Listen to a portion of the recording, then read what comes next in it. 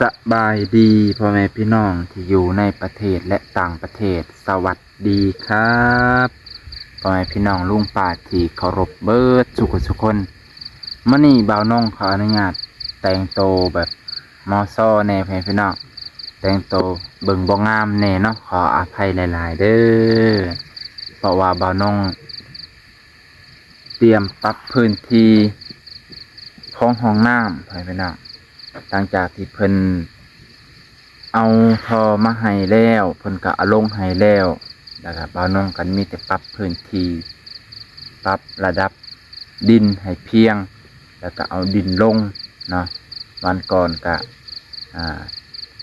ตัดพวกกิ่งหมอกกิ่งไม้เนาะมื้อนี้ถือว่าเฮ็ดเวียกตั้งแต่4 โมงเช้าตี 4ไปพุ่นน่ะเพราะว่าเวลามันบ่มีไปพุ่นน่ะเวลาคือเพิ่นว่าแหละตื่นเช้าได้เวียกหลายถ้าตื่นสายน่ะเวียกน้อยบ่าวน้องก็โตผู้เดียวก็แล่นไปแล่นมาช่วงเช้าก็ให้เฮ็ดเวียกในเรือนช่วงประมาณฮอด5 โมง 6 โมงเนาะค่อยเข้าสวนแล้วก็หลังจากนั้นก็ค่อยไปเฮ็ดเวียกอันอื่นไว้พุ่นน่ะตอนเช้าก็เฮ็ดตัวนี้แต่ว่ามื้อนี้ก็เฮ็ดตั้งแต่เช้าช่วงกลางเว้นนี่น่าจะไปเกี่ยวข้าวอีกเกี่ยวข้าวจะคล้องให้พี่น้อง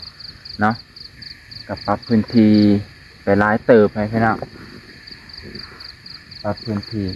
ไปเบิ่งน้ำกันเลยให้พี่น้องไปเบิ่งน้ำกันว่าน่าจะได้อยู่เนาะระดับของดินก็น่าจะบ่ได้สูงปานใดแหละครับบ่ได้ต่ำคิดว่านะให้พี่น้องก็ลองคอมเมนต์เบิ่ง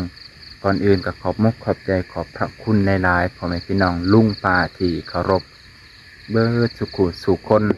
ที่ยังให้บ่าวน้องอยู่ในอ้อมกอดข้างๆพ่อแม่พี่น้องเนาะไปเบิ่งน้ำกันเลยนี่ก็ถือว่าเนาะก็ถือว่าก็ได้เกียร์ดินลงแล้วพ่อแม่พี่น้องจะไหนก็สิเกียร์ลงอีกเกียร์ลงให้มันคือสิบ่ได้โบกคือบ่สวนออกให้พี่น้องช่วงนี้คือสิบ่ได้โบกขอต่อมันนะเพราะว่าเฮาก็บ่มีเวลาแน่ก็ได้ทมใบถ่าถ้าสิโบกก็สิโบกแต่ขอสุดท้ายทอเทิงนี่แหละพี่น้องนี่เนาะทอเทิง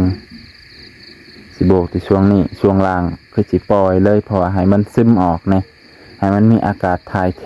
พ่อแม่พี่น้องนะแล้วกับทางลุ่มนะมันเป็นอันนั้นมันเป็นหินดานนี่น้ำขนาดน้ำยังบ่ลงพี่น้องเบิ่งขนาดน้ำยังบ่ซึมลงนี่ตั้งแต่ดนแหละเพราะมันเป็นหินดานมันก็เลยบ่าวน้องก็เลยบ่โบกปูนอ้อมไว้นะอย่ามันบ่ซึมลง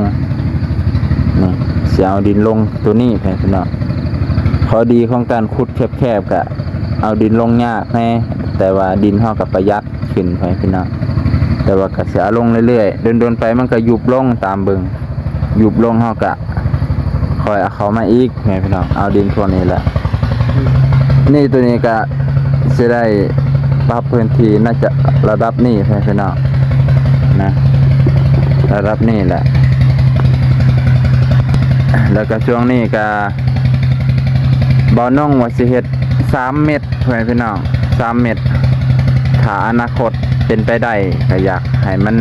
ห้องน้ำครั้งนี้ห้องอาบครั้งนี้นะพี่น้องพอได้หาผู้รักผู้ใหญ่มาหาพอได้ใส่ได้ซอยพี่น้องเนาะหรือหมู่คู่มาหาก็พอได้มาอาบมาใส่บ่าวน้องก็เพื่ออนาคตนำหมู่คู่บ่แน่ใจบางเทื่อเฮามีอนาคตนะคันมีกินมีฮ้อนมีอันนี้บ่อยากผู้ใดมาซื้อมาขายก็อยากเข้ามาห้องน้ำก็เข้ามาได้หมู่เห็นก็หมู่ก็อยากเข้ามาเนาะพี่น้องอนาคตเสียงเพิ่นกำลังปั่นเข่าพี่น้องร้านเพิ่นกำลังปั่นเข่าก็เลยเสียงจักแห้งแน่เนาะเอาไปเบิ่งน้ำกันพี่น้องไปเบิ่งบรรยากาศน้ำกันบ่าวน้องสิถมตัวนี้ลงถมแล้วก็สิคอยเจาะหูไว้เบาแสนเพิ่นเนาะไปเลยพี่น้อง